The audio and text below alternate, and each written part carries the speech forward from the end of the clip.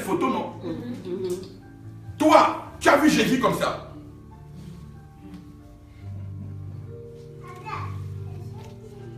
Tu as vu Jésus avec des longs cheveux, toi? Si on ne peut pas nous montrer le visage de Constantin, c'est le visage de Jésus qui est venu dans le monde pour délivrer les gens, pour amener la subversion, qu'on va te montrer. Non, c'est notre Jésus. Je respecte l'humain. Je crois qu'il y a des forces et des capacités en ce moment. Et tout ce que je suis en train de dire, je ne le dis pas parce que je vaux plus que vous. Écoutez-moi bien, je ne vaux pas plus que vous. Tout simplement, nous sommes arrivés à un temps où il y a la démystification de la peur. Et les choses sont en train de venir avec une rapidité. Vous ne vous imaginez même pas la puissance dans laquelle les puissances qui existent sont en train de vous solliciter en ce moment. C'est ce que je suis tout simplement en train de vous dire. Mais on ne peut pas te guérir si tu ne veux pas sortir du poison. Le malade qui se laisse mourir n'aura jamais devant lui un docteur. Jésus nous a dit une seule chose, et je vais terminer avec cette parole. Vous savez, le Nouveau Testament n'est pas venu pour nous enfermer dans les murs de l'Église. Je suis bien content que ce matin, je vous reçois dans ces murs. Mais regardez un peu, si tous les jours de votre vie, 90% de votre temps, vous le passez dans un mur, vous allez connaître quoi? La danse, l'ambiance et l'état des murs et la décoration. Mais Jésus n'a jamais dit qu'on devait rester dans les murs. Jésus nous a dit, la nature ne vous enseigne-t-elle pas? Amen. Aujourd'hui, tout de suite, tu tombes malade. Va dans les murs de l'église. Comment la toucher les murs? Les murs vont t'enseigner. Mais tu es tellement attaché au mur et à la brède que tu es dépourvu. Moi, j'ai toujours dit aux gens, les grands pasteurs aux États-Unis, les bishops, les arrêtants, montrez-moi leur médecin. Leur médecin, c'est qui? Quand ils tombent malades. Quand ils tombent malades, c'est qui? C'est Jésus. Ils vont faire Jésus. Quand il a une grippe, ses enfants une diarrhée, il amène Jésus, les enfants chez Jésus pour que Jésus lui donne un suppositoire. Il les amène où? Le pape que vous respectez, moi je respecte l'homme, au-delà de leur mythe, moi je suis pas l'homme, je respecte, mais je ne suis pas dans les mythes, je n'accepte pas le mythe. Quand il veut sortir, il attend qu'un ange gardien descende avec ses plumes pour l'accompagner. Qui est derrière lui? Mais toi, toute ta vie, qu'est-ce qui va se passer? Oh Seigneur, j'attends mes anges, Dieu va m'envoyer des anges. Les anges, vous savez d'où le mot vient, ange vient? Ange! Je m'arrête là, c'est encore une autre piste. Je ne la développe pas. Ton âge, vous savez là où le mot âge vient? C'est une autre piste, je ne la développe pas. New Age. Vous avez tous des téléphones. Age combien? Age 7. Est-ce que vous savez pourquoi on est passé au Age 7? Je m'arrête là. Si on commence à ouvrir ces pages-là, on ne va pas sortir ce matin. Dis le ventre aussi. À quelqu'un dit, on va manger. Regarde quelqu'un à côté de toi. Dis, la vérité t'affranchira. La vérité t'affranchira. Tu connaîtras la vérité. Tu connaîtras la vérité. Et la vérité te rendra libre. La vérité te rendra libre. Et je vais conclure en disant ceci. Il existe aujourd'hui des hommes et des femmes de pouvoir. Regarde, quelqu'un dit, il existe des hommes et des femmes de pouvoir. Il existe des hommes et des femmes de pouvoir. Mais le pouvoir n'est pas donné à celui qui est déjà accepté de vivre sur les démiurges d'autrui. Vous savez, la seule chose que Jésus a fait en épatant l'humanité, c'est qu'il n'est pas venu avec un symbole. Ça a dérangé. Pourquoi? Parce que si aujourd'hui, par exemple, moi, le prophète Amos, je viens avec un symbole, à partir du moment où les gens maîtrisent mon symbole, on m'a maîtrisé. Et c'est ce qui s'est passé avec les anciens. Ceux qui venaient d'Afrique, comment les autres les ont attrapés? Parce qu'ils croyaient à des symboles. Et dès lors que l'autre a déjà démystifié ton symbole, toi tu crois à la bague. Dès qu'on t'arrache ta bague, qu'est-ce que tu es? Tu n'es que l'expression de toi-même. C'est pourquoi vous voyez, je respecte les hommes, mais si je rentre par exemple dans un mythe maçonnique ou un mythe rosicrucien, on te dit, bon, tu dois jurer devant les maîtres, ok? Je jure devant les maîtres. Mais à chaque niveau de croissance, on me demande de m'humilier davantage. Eh bien, qu'est-ce que ça veut dire dans ma vie? Ça veut dire que dans ma vie, je ne vais évoluer que si j'accepte d'être toujours soumis à une dimension qui me rendra finalement pas capable de comprendre, mais capable tout simplement de faire vivre un mythe. Mais attention, le mythe n'est pas simple. Ce que je vous dis, c'est pas simple. Regarde-moi. Dis, c'est pas simple. C'est pas simple. Parce que l'homme est comme un aimant. Tout ce dans quoi il croit, ça crée ce qu'on appelle les égrégores. C'est quoi un égrégore? Un égrégore, c'est comme en réalité, quand tu respires. Tout ce que tu respires a deux choses. Ça peut être une bonne respiration, tu peux respirer l'air. C'est pourquoi le mot, je vous donne encore un mot clé. Nous allons travailler pour faire quoi? Nous allons travailler pour faire quoi? Pour avoir un salaire. Mais est-ce que tu crois que le patron des patrons, lui, il a un salaire? Le patron des patrons, je ne parle pas des exécutants, des commis de l'État, mais le patron des patrons, est-ce qu'il a un salaire? Bon, je reviens là. On dit par exemple, la France est endettée. Les pays africains sont endettés. Mais vers qui on paye notre dette? Est-ce que vous pensez que le patron des patrons, lui, il est endetté? Mais pourquoi il n'est pas endetté? Parce qu'il n'a pas de salaire. Parce que le mot salaire, ça vient du salé et de l'air. Bon, je m'arrête là. Viens me voir après pour que je t'explique ça. C'est-à-dire qu'au cas où tu vis sur la terre, tu ne peux jamais comprendre là où le pouvoir se fait, où se décide. Parce que tout simplement, tu es devenu rester et vivre comme celui qui doit être tenu. C'est pourquoi la Bible dit, ne craignez pas ce qui peut détruire le corps, mais qui ne peut rien faire à l'esprit. Devenez des bons salariés, ce n'est pas grave. Maintenez tout ce qu'on veut maintenir contre vous, mais n'acceptez jamais que quelqu'un vole votre esprit. Vous savez ce que je suis en train de vous enseigner? Regarde quelqu'un à côté de toi, dit, ne permets pas qu'on te vole ton esprit. Ne permets pas qu'on te vole ton esprit. Les gens peuvent même vous empêcher de devenir ce que vous souhaitez. Mais tant qu'ils n'ont pas volé votre esprit et votre âme, même si vous partez, vous êtes un héros.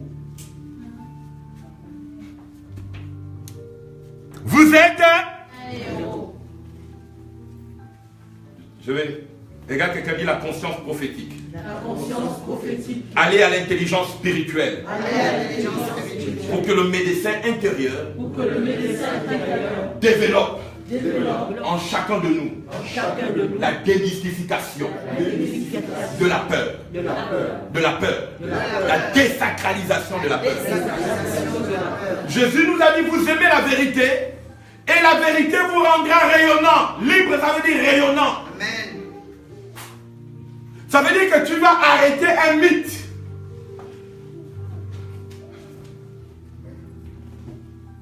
Regarde quelqu'un, dit le mythe doit tomber. Le mythe doit tomber.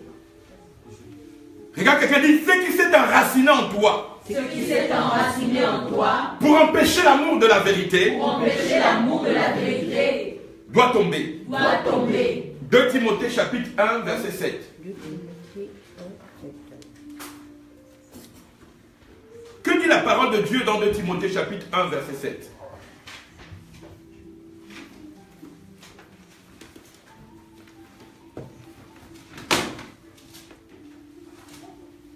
La parole de Dieu dit, il ne nous a pas donné un esprit de crainte. C'est-à-dire qu'un esprit d'intimidation. La Bible dit, Dieu ne nous a pas donné un esprit de crainte. Quelqu'un vient avec son mythe de vaudou, tu as peur. Il vient avec son mythe de franc-maçon, tu as peur. Il vient, je les respecte, tous les grands prêtres francs-maçons, vaudou, sataniques et tout ça, je les respecte, mais moi je ne suis pas dans leur mythe. Pourquoi? Moi je jeûné 40 jours de... Écoutez, le gars, il n'a même pas jeûné 40 jours, c'est un grand mec franc-maçon. Pourquoi? Parce qu'ils maîtrisent les mythes. Ils maîtrisent les démiurges qui sont censés contrôler la grande masse des personnes par la peur. Écoute-moi, écoute-moi, écoute-moi. Après, je n'interdis pas aux gens de croire. C'est comme par exemple, vous avez un candidat à l'élection présidentielle. Il dit aux gens, moi je ne veux pas que vous croyez. Mais lui-même il est franc-maçon. Mais attends, moi je ne veux pas croire à quelque chose. Et pourtant quand tu crois à quelque chose, ça veut dire que si je ne crois pas, je me soumets à ce à quoi tu crois. On vole toujours celui qui n'a pas d'histoire. Celui qui a été volé n'a plus d'histoire. Regarde-moi. Qu'est-ce que tu veux reconquérir ce matin? Dis le pouvoir. Le pouvoir. Qu'est-ce que tu veux reconquérir ce matin? Le pouvoir. Qu'est-ce que tu veux reconquérir ce matin? Le pouvoir. Qu'est-ce que tu cherches sur la terre? Le pouvoir. Qu'est-ce que tu es venu laisser comme histoire? Le pouvoir. Qu'est-ce que tu es venu donner comme exemple? Le pouvoir. C'est pourquoi vous allez remarquer que ceux qui sont contre vous, c'est ceux qui tuent, ce sont ceux qui ne veulent pas laisser le pouvoir. Mais le mauvais pouvoir, il veut garder le pouvoir, mais il vous tue. Pourquoi lui veut tuer ceux qui veulent le bon pouvoir? Parce qu'il sait que sur la terre, lorsque vous avez accepté le démiurge, parce que tous ceux qui nous contrôlent, ils sont dans les démiurges, hein, des puissances, sur lesquelles on les façonne à dire que chaque fois que vous êtes quelque part, pour maintenir votre pouvoir, faites perdre le pouvoir aux autres. Moi, je n'étais même pas encore né que le Gabon existait. Mon père n'était même pas encore né que le Gabon existait. Mais elle n'a pas existé dans la bouche de mon père ou de ma mère ou de qui sont venus avant moi. Oh, est-ce que vous me suivez? Pourquoi vous êtes distrait? Vous savez, quand on parle du pouvoir, il y a quelque chose qui dérange, c'est que le mythe de la peur, de vivre comme un être servile fait peur. Regarde, quelqu'un dit désacralise la peur. Désacralise la peur.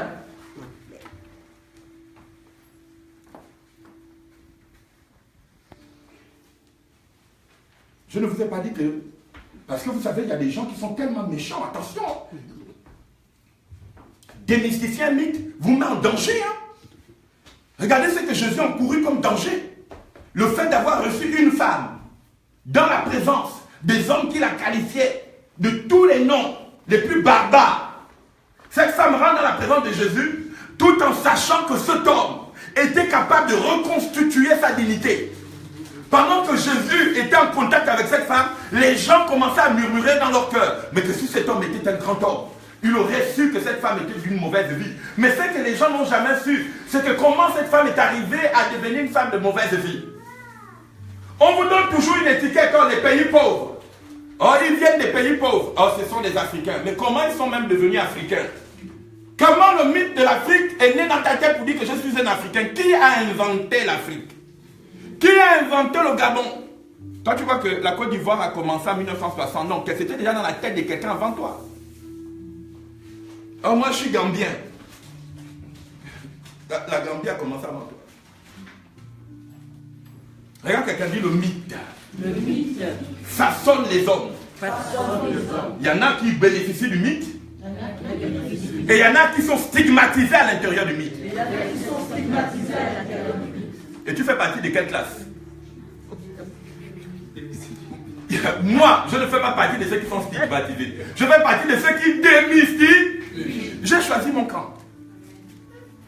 C'est pourquoi il faut avoir beaucoup. Regarde, quelqu'un dit il faut avoir beaucoup de foi pour m'amener à accepter ton mythe.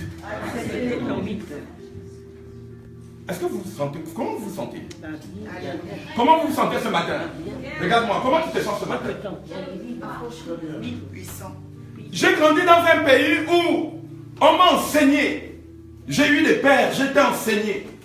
Mais j'ai fait aussi ce qu'on appelle l'observation prophétique. Jésus dit la nature ne vous enseigne-t-elle pas? Vous savez regarder les étoiles et vous dites il se fera beau temps. Mais la nature, pourquoi? Parce que la pharmacie de Dieu c'est la nature. Le regard de Dieu c'est la nature. La plus grande pharmacie d'un homme, c'est de comprendre d'abord ce qui nous fait peur. Qu'est-ce qui te fait peur aujourd'hui? Toute ta vie, on t'a fait peur. Tu pourras avoir seulement le morceau de pain ou les privilèges dans la société. Aujourd'hui, par exemple, moi, je ne peux pas vous présenter un ambassadeur, je ne peux pas vous présenter un ministre, mais si je deviens franc-maçon, je peux le faire. Pourquoi? Parce qu'il faut que j'accepte une société qui va m'affubler son mythe. Pour devenir secrétaire général d'un ministère, avoir des actions partout, je ne peux pas le faire. Pourquoi? Parce que dans ma vie, je n'ai pas accepté un mythe. Regarde quelqu'un à côté de toi. Toutes les vies sur la terre, Toutes les vies sur la terre. basées sur le mythe. Basées sur le mythe. Mais sachez que le temps, il reste peu de temps. Peu de temps. Il y a des personnes qui veulent devenir des stars. Est-ce que tu es prêt à payer? De t'engager à rentrer dans la classe de ceux qui sont soumis à un mythe, à un démiurge?